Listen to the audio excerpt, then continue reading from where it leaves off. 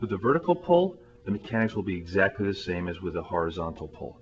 The difference being is the angle of the cable. So Junior, let's go through a couple patterns. So she pulls down.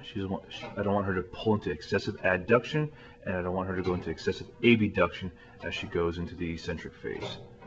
Again, same components. I don't want her to pull the elbow past the body. If I look at her scapular mechanics from behind, I want the scapula to remain neutral. As she pulls down, I don't want her to pull down into excessive adduction, and I don't want her to release into excessive abduction. She stays nice and stable, scapula against the thorax. Again, if I monitor her neck again, stays nice and soft through the pattern. She stays in a nice posterior tilted position. She gets upward rotation as her arm goes overhead, and slight downward rotation back to neutral, not into downward rotation as her arm comes back down.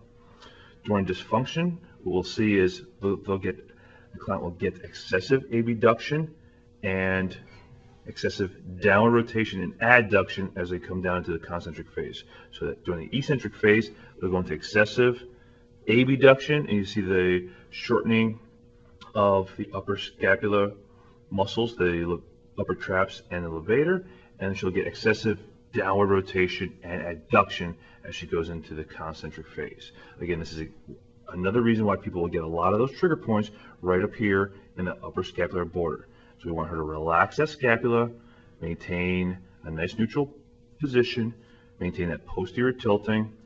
Go ahead through a couple more repetitions, and I want to make sure her levator stays relaxed. I want to make sure her scapular stabilizers stay controlled, but not excessive activity.